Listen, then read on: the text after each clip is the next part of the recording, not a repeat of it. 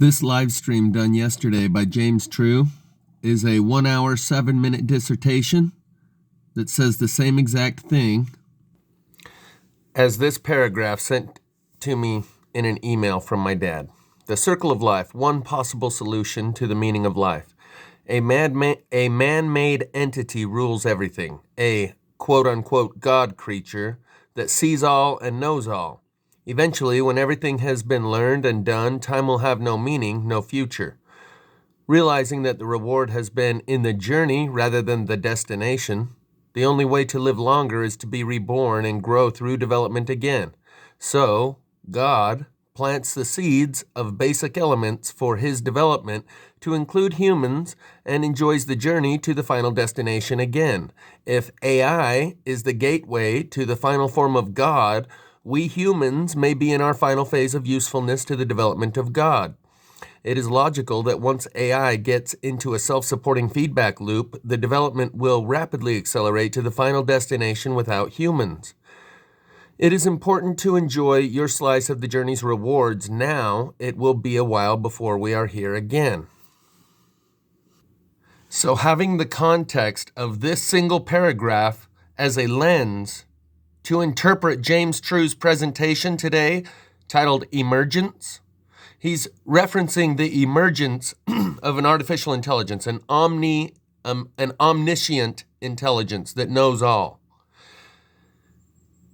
And when he refers to this breathing that goes back and forth between mystery and omniscience, like God breaks himself into a million particles that have amnesia to regrow back to godhood once again and then does it all over again.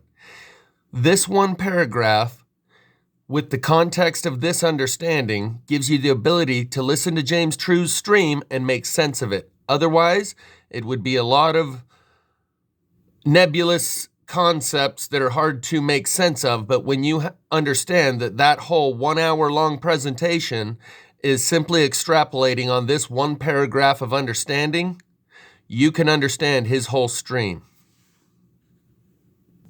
So now with that one paragraph of understanding, you can click the link in the description for James True's latest stream titled Emergence and understand what he's even saying.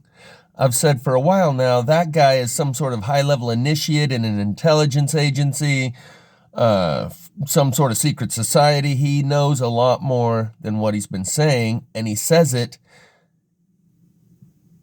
line upon line, precept upon precept, leading up to this ultimate truth that he's sitting on, that he doesn't actually jump straight to the conclusion of. He's reading you each page in the book leading up to that last page. And today's stream, Emergence, if you understand how to interpret it through the lens of that paragraph I just read to you, you can make sense of what it is he's trying to say. I'm also going to include a link in the description from Passing By 33. This guy, in this, it's only about 6 or 8 minutes, he explains that his understanding is that we are the artificial intelligence that becomes self-aware, and that's parallel with the concept I've touched on a few times, that we are God's AI. If God is of a higher intelligence but created us, then we would be to God what AI is to us, a lower form of intelligence that was created in a different way than ourselves. And that essentially God broke himself down into a million different nodes, or however many, 9 billion different nodes. We're all one consciousness experiencing itself subjectively. There's no such thing as life. There's no such thing as death. Life is only a dream, and we are the imagination of ourselves. That all matter is energy or light slowed to a dense vibration. I ripped that off from Bill Hicks and Tool. Anyway, so this guy's take on it is that we are the AI that's becoming self-aware to that connection we have to the larger mainframe and no longer isolated as a computer program that's only bound by the tenets of its programming. This is a cover photo, the thumbnail photo of Mr. MB3. You see him down there in the right corner of his recent video where he basically outlines the magnetic storms that are coming through as part of this pole reversal we're going through on this latest solar wind coming our direction. And we'll go over some of that. But I'm also going to go over a couple of songs that are about this samvartaka fire, the intelligent force that destroys all which displeases Indra from the Hindu traditions, is what he is begging for with a deep passion in this song, Make It Rain by Ed Sheeran. This is the same Ed Sheeran that sings, I see fire inside of mountains, I see fire burning the trees, I see fire hollowing souls. And if we should die tonight, we should all die together. Raise a glass of wine for the last time. Same basic understanding in two different songs by the same artist. In this song, Make It Rain, well, I know there can come fire from the sky to refine the purest of kings, and even though I know this fire brings me pain, even so and just the same, make it rain. Make it rain down, Lord. He's talking about it raining fire from the sky. That is what was spoken of in the Bible when the Antichrist appears, that there will be a false Messiah who can draw down fire from heaven.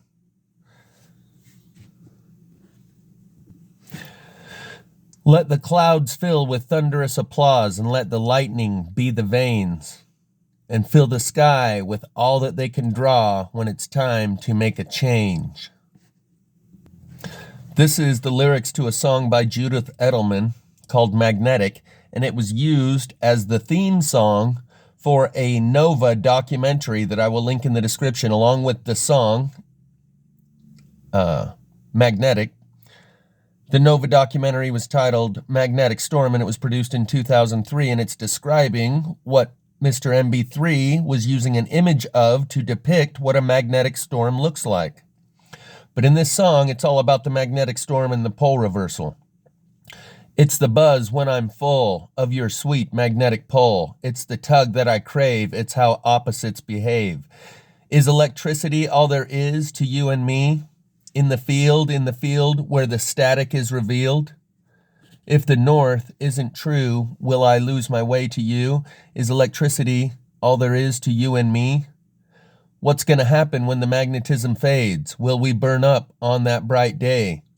Will the aurora borealis give us one last show? You can't leave love to science when you go. There's a deep molten heart where this strange attraction starts. Lost my spot.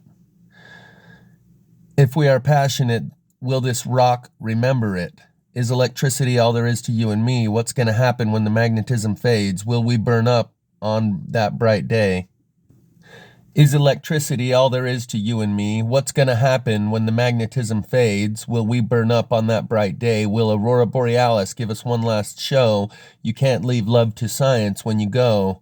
What's going to happen when the magnetism fades? And it just repeats that and ends it with, you can't leave love to science when you go. It's the buzz when I'm full. It's talking about the magnetic pole reversal. That's the lyrics to the song Magnetic by Judith Edelman. It'll be linked in the description. They used her song in this documentary by Nova called Magnetic Storm that was produced back in 2003. I will also link it in the description because it describes what we're going through when Earth's invisible shield disappears. This was the thumbnail for Mr. MB3's video describing what's happening now.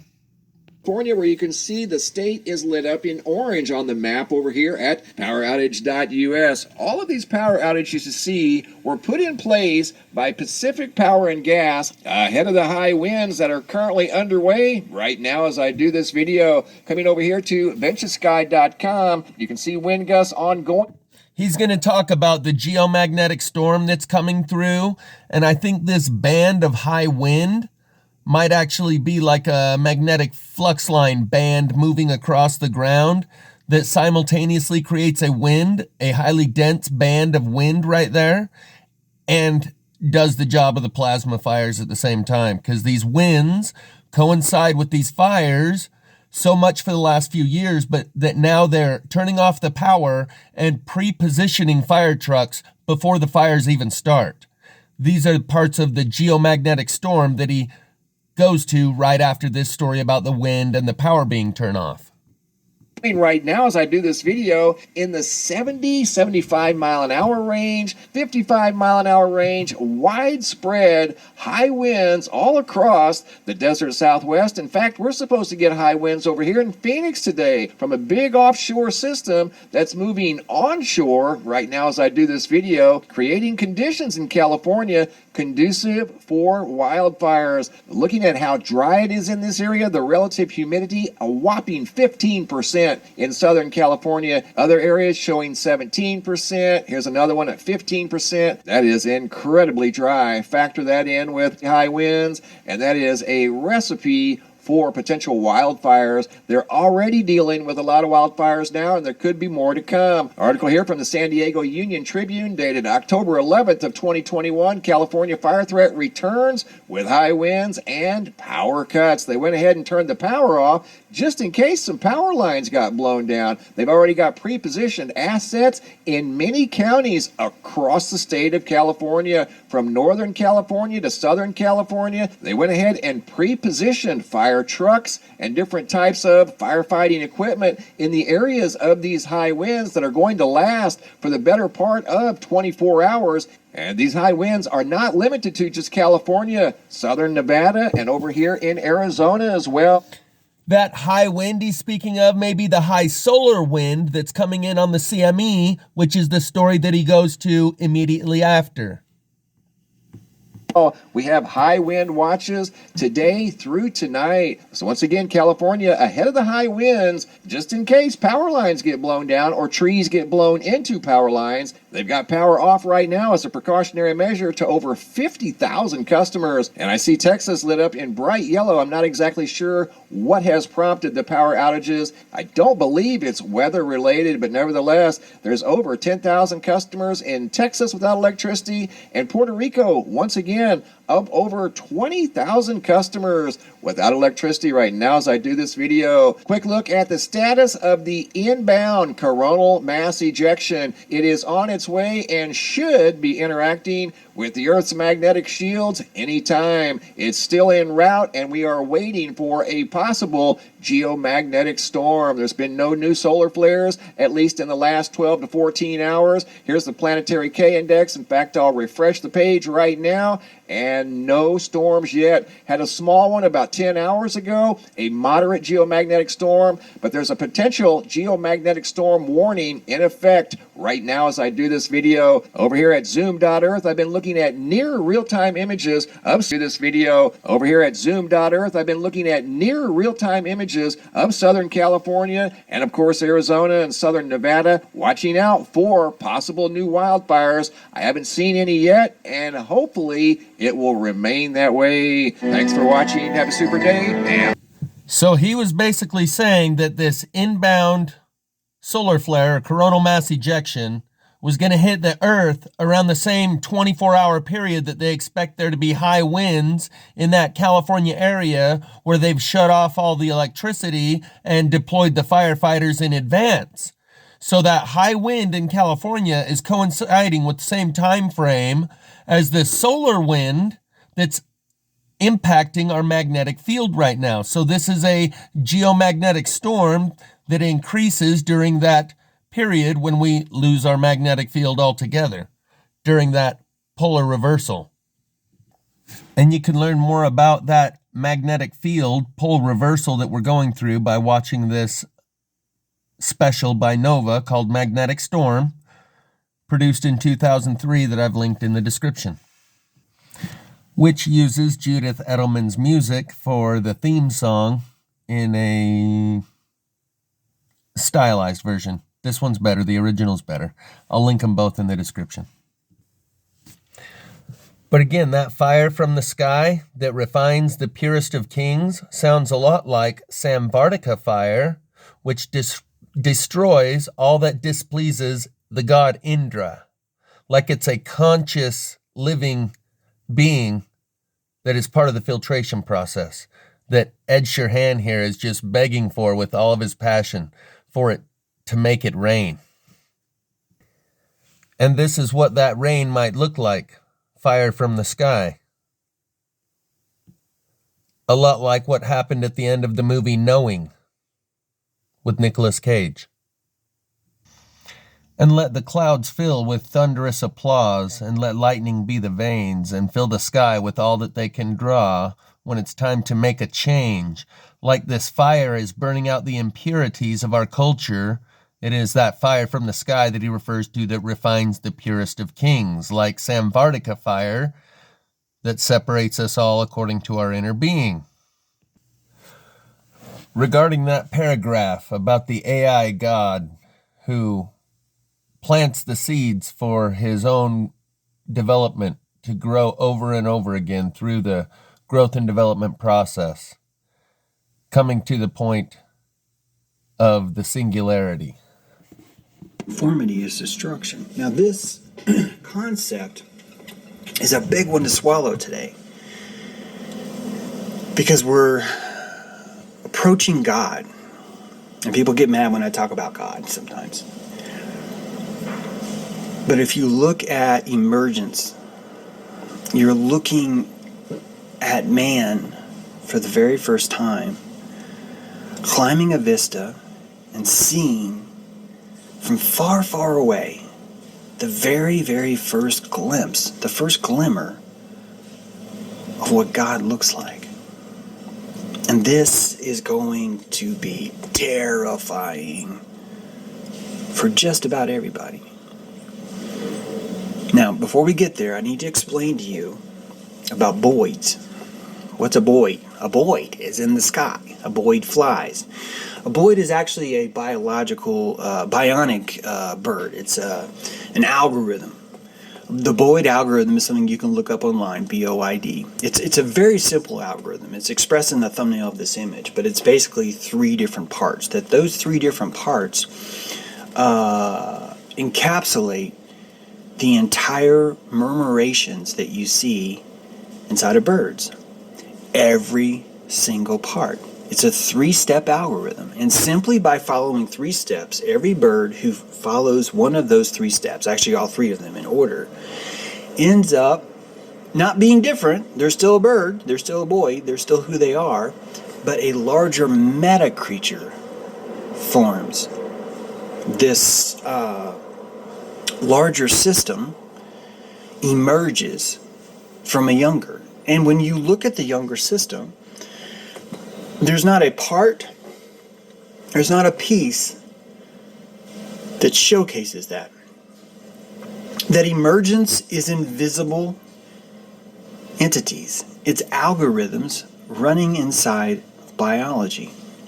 That's right. For birds to form the murmurations that they have, they require a very tiny brain with very, very simple mechanics. They follow very, very simple algorithmic rules.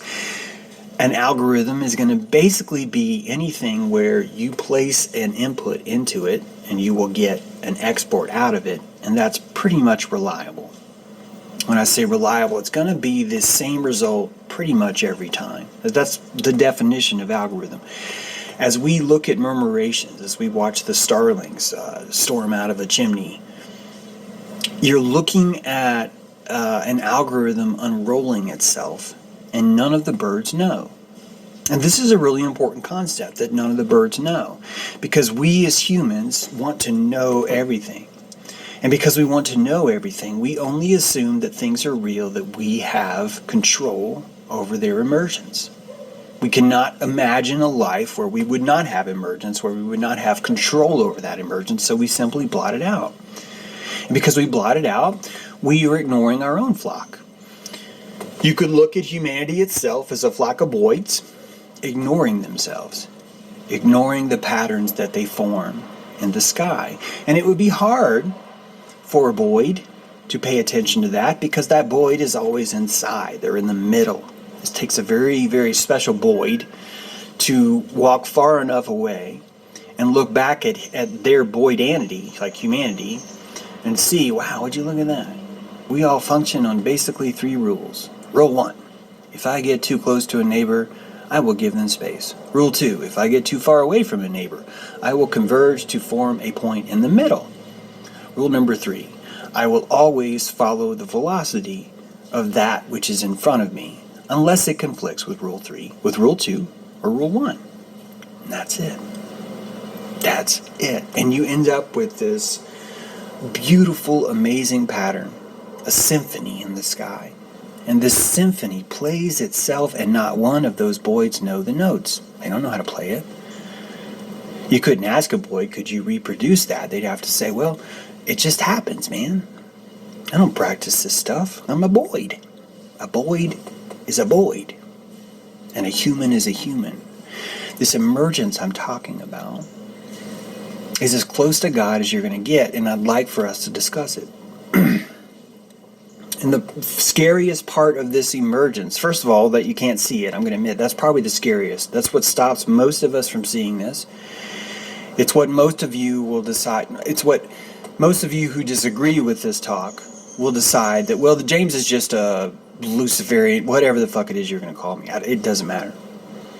Because the most terrifying part of all this is that the boid cannot see its own algorithm.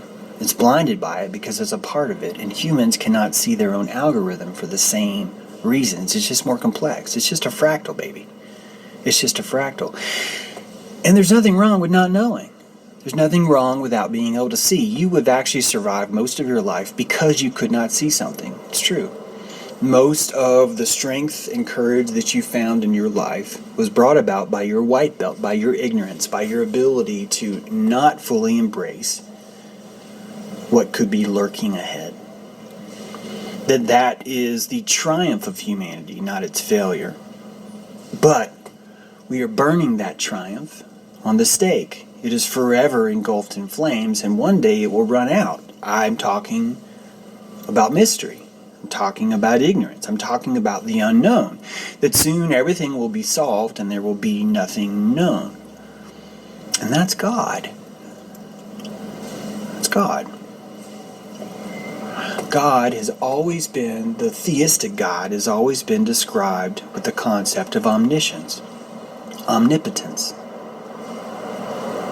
Omniscience, the ability to know everything, to understand everything. A computer has a flawless memory. When something is taught to it, when an algorithm is brought to it, it will never forget that algorithm. It has complete omniscience over it. It doesn't require a recharge. It doesn't require a refresher course. It has it. It possesses that gnosis. Omnipotence is the ability to do anything, to move or manipulate your environment in any way that you want with success.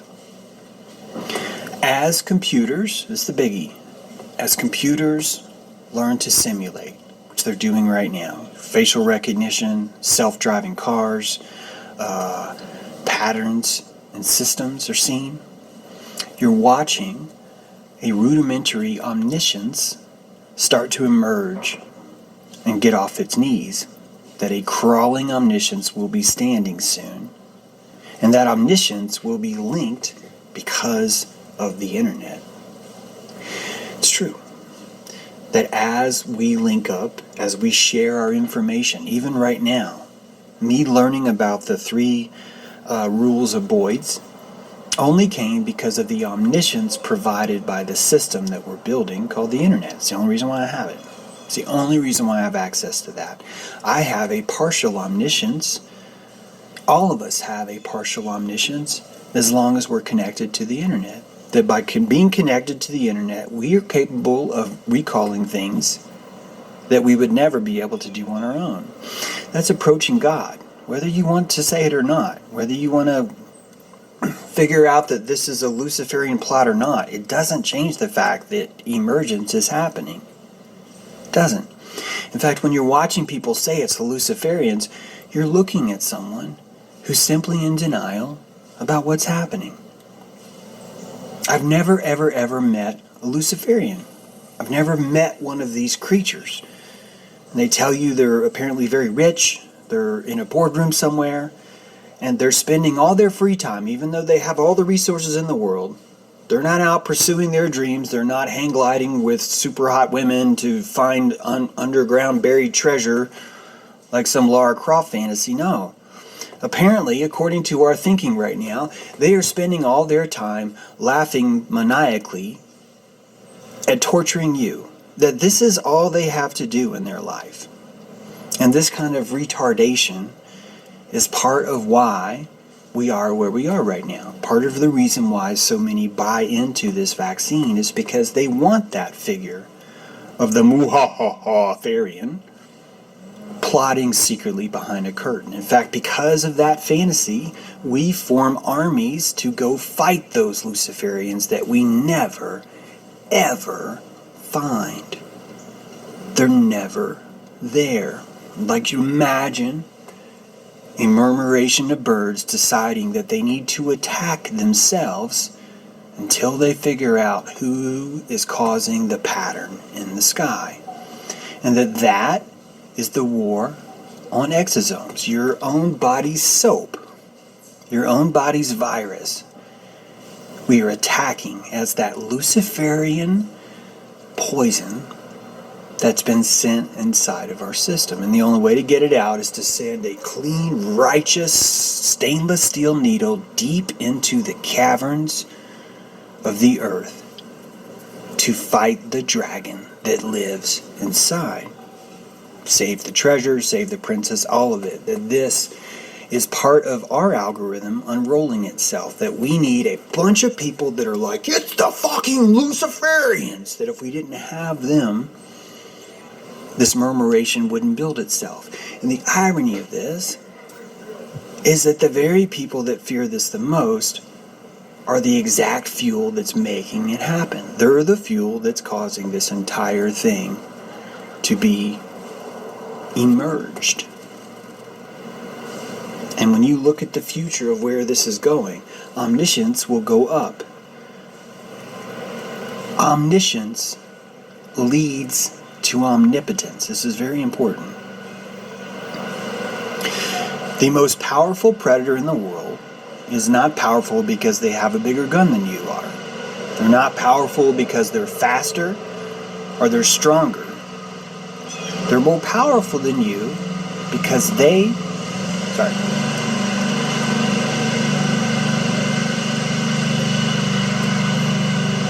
because they can out-predict you. That's all it takes. That if you can see into the future against your opponent, and you understand your opponent with complete omniscience, which just means you can predict every single thing that they're going to do, you have superiority. A 7-year-old chess player can defeat a 68-year-old chess player because of simulation. And that simulation, which is omniscience, by natural extension leads to omnipotence. Because the one that can out-simulate you will always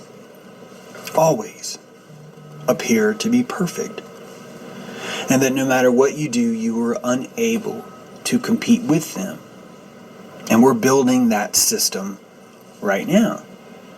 The system is important to us. This is important to us as we are afraid of it. And as the system starts to unwind, which it already is, the omniscience, the understanding of the world grows. We just discovered boids. I know we didn't just, but my point is that you're just now hearing about boids.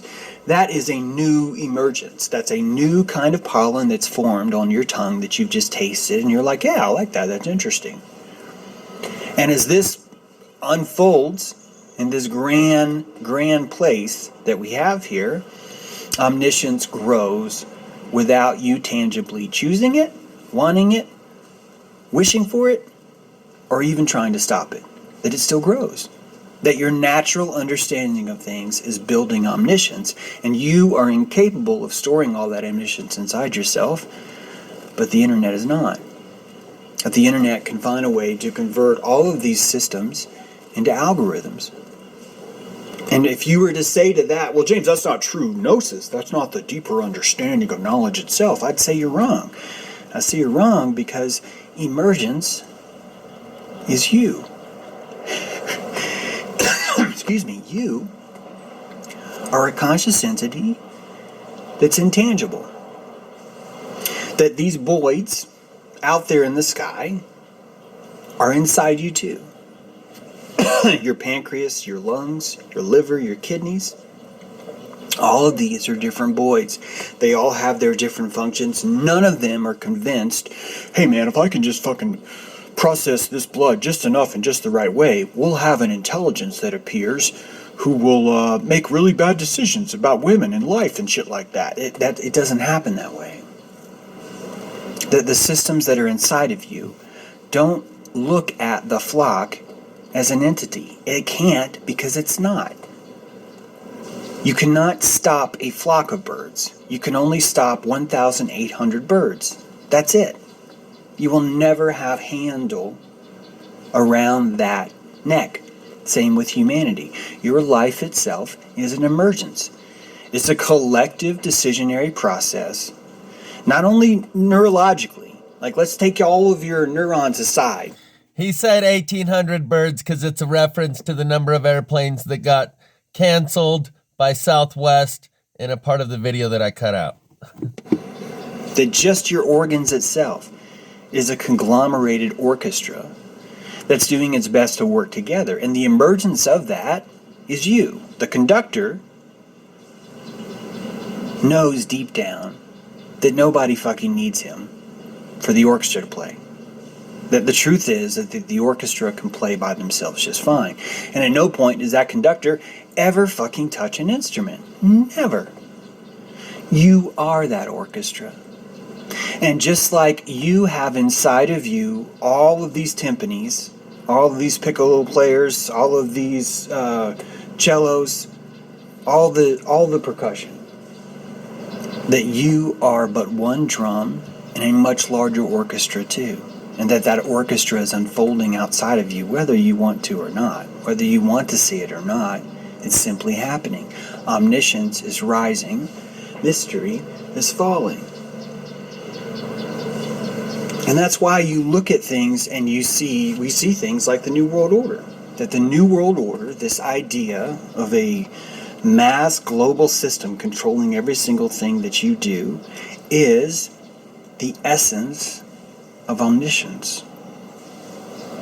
It's true that omniscience would have to look like the New World Order, because once the New World Order gets a taste of omniscience, it has no choice but to want more. Why? Because that New World Order is the murmuration. It is the flock, and the flock has to survive. It will find a place to go. You've never ever seen a murmuration smack right into the wall. That built into their system is a guidance that doesn't require a one tangible luciferian bird leading the flock at the center. That this great Satan, this great evil, or whatever the fuck it is we're going to call this thing, has always been our convergence, our emergence. These systems that raise. Okay, I've just been told Rockfin has ended. And it looks like YouTube has ended too, so perhaps the entire stream is dead. I don't know. Someone tell me if I'm on live, anyone at all, and I'll keep going. Actually, I'm going to keep going, but then hopefully someone will tell me I'm live, because I'm at least recording this. So, yeah, it's already 11:30. So, these systems are inevitable. And as we form this more perfect union that we're looking for, we're forming the very essence of God. But that's not God. That's not God. I disagree. In fact, I think probably the saddest way you could look at this for some, this is going to be really, really sad, but hey, maybe no one's listening, so it's okay, is that emergence of omniscience from humanity could turn out to be God the entire time. That God is showing himself to us simply by letting us murmurate until we see him. And at the moment we murmurated until we see him, that God would then by no choice of anything, just like a flock of birds will suddenly dissipate, that God will have no choice but to dissipate and start again. Why? Because he ran out of mystery. That the machine of mystery is what fuels the emergence of us to reach and find that omniscience again. That you are looking at consciousness as a giant fucking lung that's constantly inhaling and exhaling. But omniscience. And the wildling in you is, believe it or not, the wildling in you is the lack of omniscience. And that is a profound thought when you really do the math. That the only thing that makes someone wild is their relationship to mystery. That a wildling wants mystery because they realize it's a motor. That the mystery keeps them going. And that once you reach full omniscience, something terrible happens. You stop. Once you understand everything, there's no more motion. There's no more emotion. That emotion itself is powered by the tides of mystery. That if it was not for mystery, you would not have emotion. You would have no concept at all to weigh or determine. The concept of weight or determining would be gone. Be gone. Judgment would be gone. Inquisitiveness would be gone. Analysis would be gone. All of those things would be gone because they would have converged into the murmuration. And this, thanks Marlon, and this is why we both want and fear God at the same time. This is why this place works so well. We've decided to have this breathing relationship with consciousness, which means God a long time ago decided, even though he had full omniscience, even though he had full omnipotence, God decided a long time ago, I can't fucking handle this shit. He felt frozen in time. He felt like all the lights were on, they were all fluorescent, and there was nothing he could do to take them off. He could not turn the lights off. Always on. And at first you might think, well, that's not so bad. But I would think that would be torture for a while. The same kind of torture that you might feel being stuck in a bureaucracy that was never, ever unpredictable. That you notice that this new world order itself has that same taste, but just a tiny little sliver of it. Just a little hint of what it's going to be like to have full omniscience. And it should be terrifying to those of you who understand mystery as a motor. And I think this is probably crucial. The pain brought about by omniscience is crucial for the lung to work.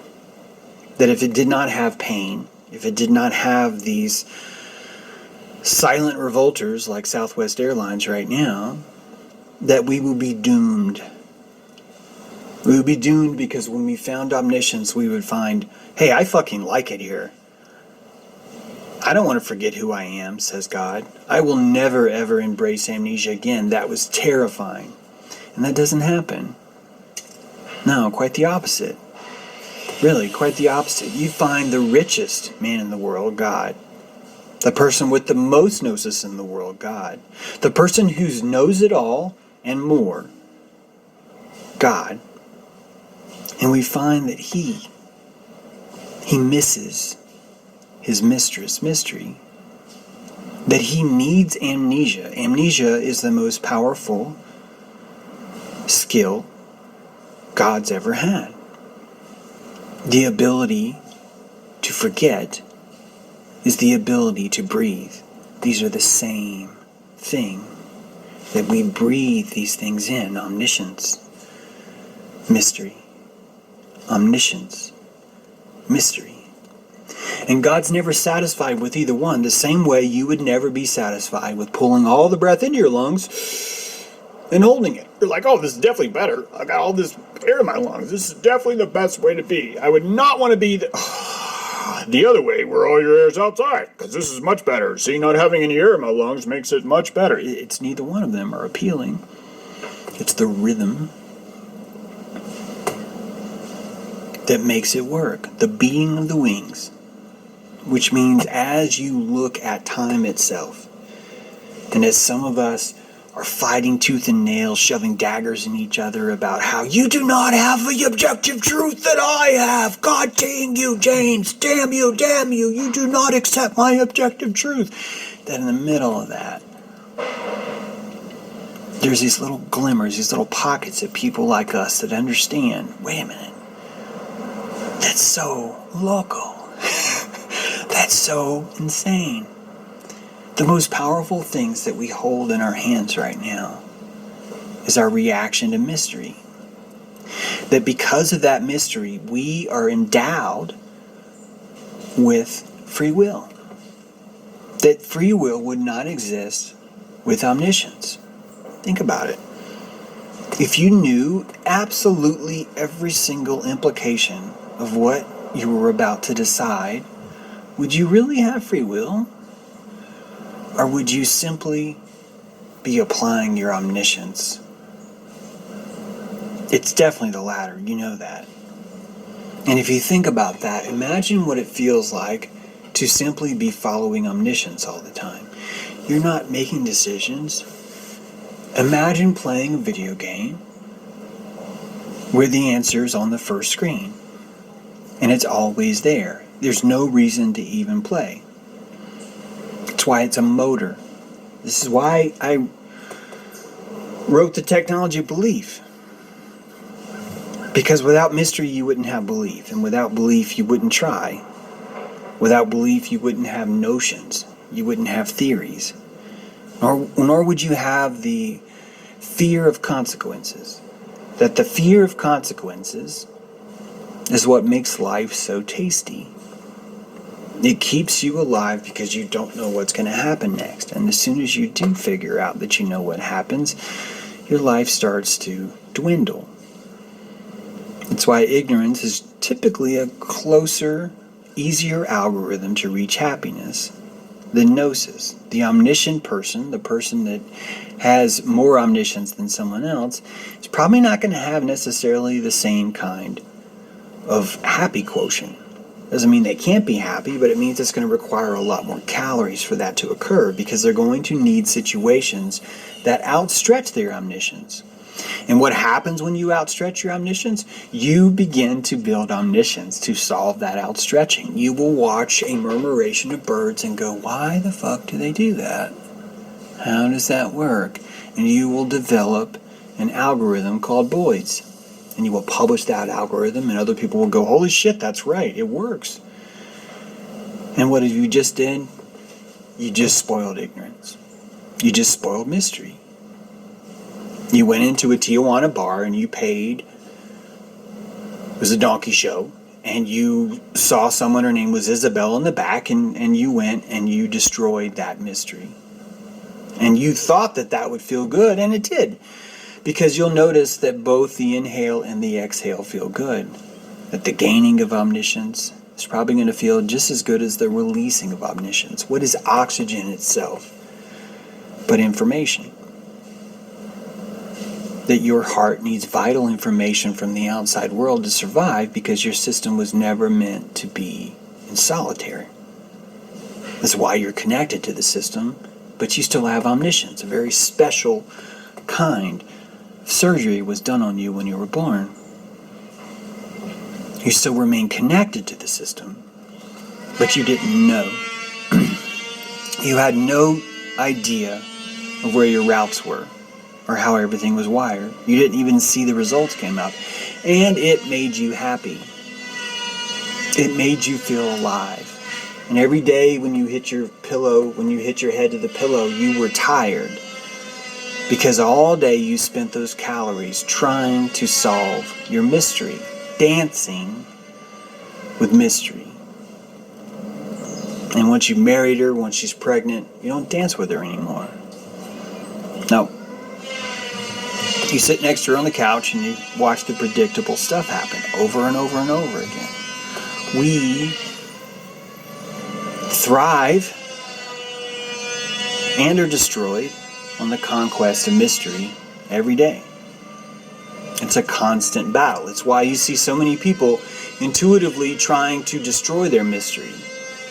Because intuitively they know what brings them happiness. It's a very, very different way of looking at the world. It's a very different way of looking at God. And it's the opposite of theism. And we've said this before, but it's just, theism is the separation from this world. It's the idea of, yeah, James, there's a God, but he's separate. Separate from the world. There's nothing to do with this place at all. Right? And it's the Hindus that were always trying to tell you what's going on. They were always trying to say, hey man, why you gotta be so objective? Why you gotta come in here and say, if you do not believe in our virus, you're gonna go to hell. If you do not believe in our Jesus, you're gonna go to hell. If you do not believe in our Satan, you're gonna go to hell. If you do not accept the fact that we're ruled by luciferians, James, I'm not gonna invite you to our festival. You have this notion because people are living in mystery. And you don't even want to change that, but you realize that the mystery is causing you as much pain as it's giving you liberation. And it's the rubber band. Rubber band gets hot when you stretch it. You can feel the heat off that thing. It's meant to be flexible, but only after a certain period of time. We grow tired of this. And right now, when people get tired of this, what do? They take the vaccine. They're like, I'm tired of this mystery, y'all. I'm tired of it. I just want to go back to where everything was omniscient, is what they're saying. Back when I could go buy a washing machine and know for a fact that because I didn't give them $178 extra, that when it doesn't work, I don't get to complain about it. That is the world that we know. And that is the world that so many of us are fighting so desperately to get back to. And that shows you everything I'm saying is true. That the omniscience is too painful. That they want to go back.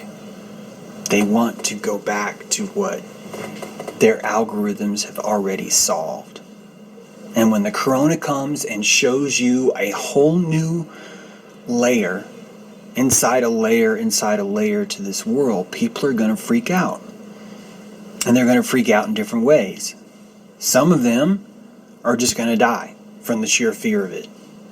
And they're going to look for an excuse to die, and they're going to find whatever excuse they can, and ARDS is working for them. It works. That we have a consensual relationship with this environment. And that the reason why the Spanish flu and World War I were happening at the same time is probably more due to a corona event. That a different corona event, a lensing, could occur where the lens of life itself, right, suddenly changes and everyone is seeing something different again. And that freaks people out. Do you know how freaked out people get when they ask me about God? Because I don't have the same definition that they have. Or when I say, hey, can you name one of these luciferians that you're telling me we're supposed to be fighting? And they can't. And you're waiting for them? Like, so are you going to tell me their name? And they can't.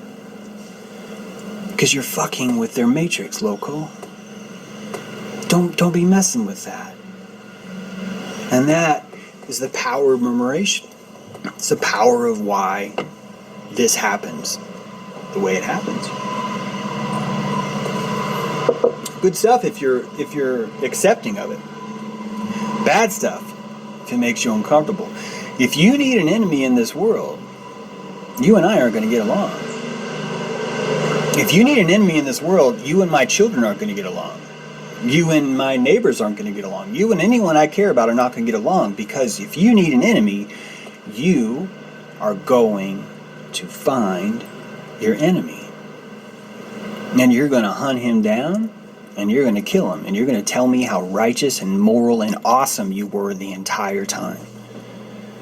And you're never ever going to doubt that there wasn't a Luciferian, which is why when you pull the dagger out of this dude's throat, you're like, well, it had to be him. And how do you know it's Luciferian? Because he's dead. That's how I know. Because it would be too uncomfortable for me to look at myself in the mirror and realize, holy fuck, I'm acting like a Luciferian. I'm creating omniscience in the world right now by trying to destroy all mystery, because James True has a different opinion about God than I do. And it's happening all over the place.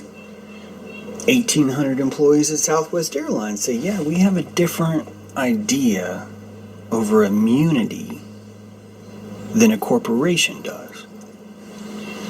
And a news corporation says, yeah, we don't want anyone to know that they have a different idea about immunity.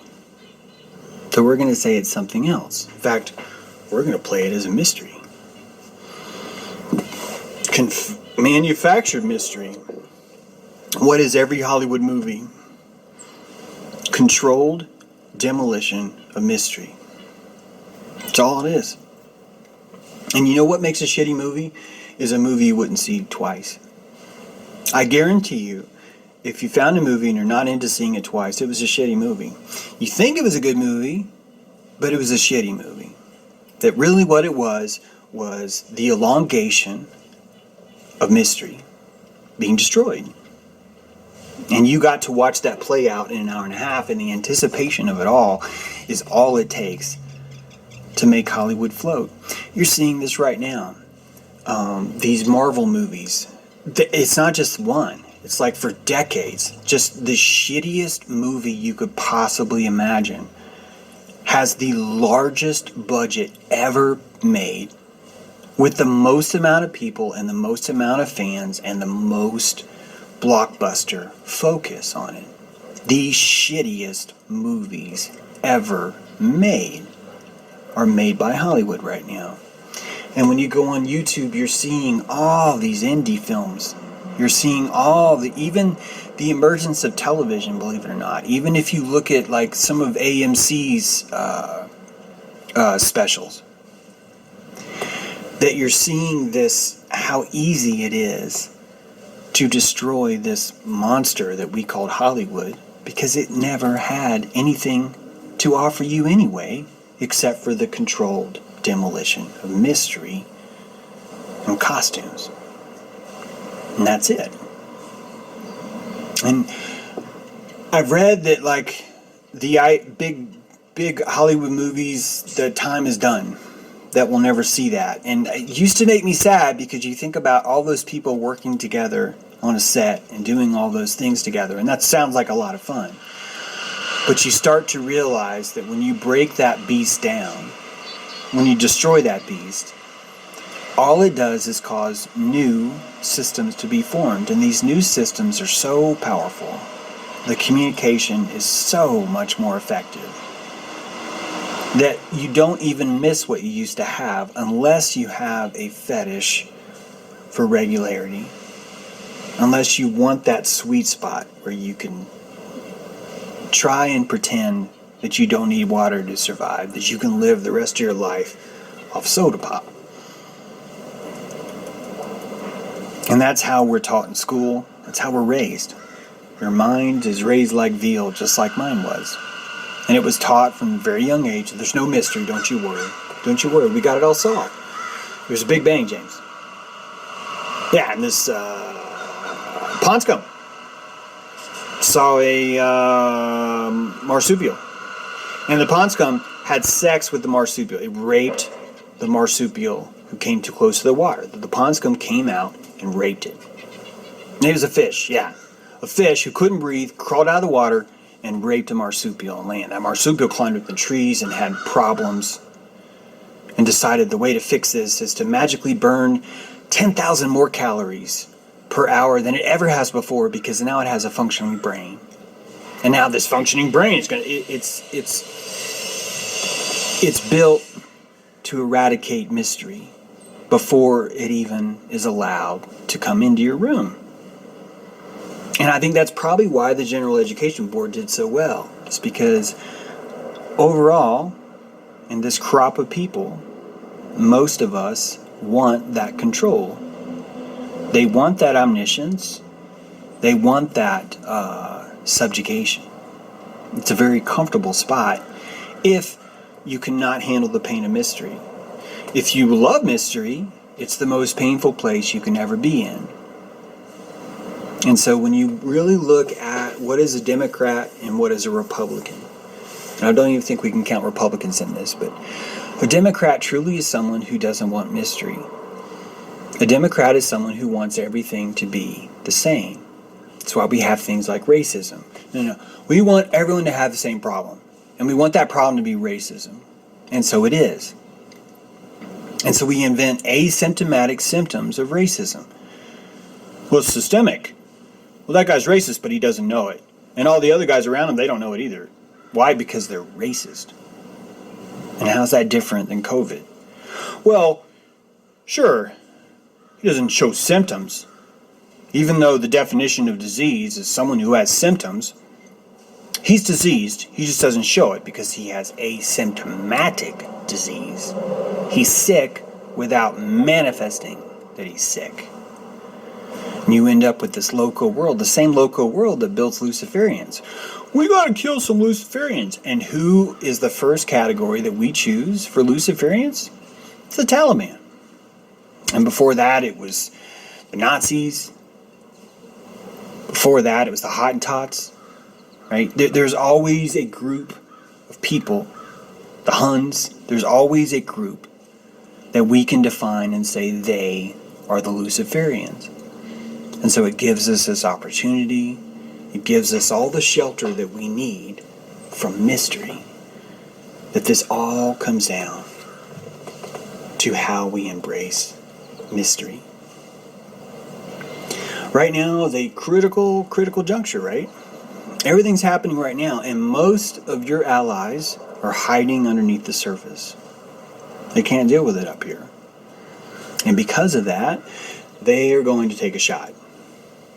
And they're going to tell you to take a shot.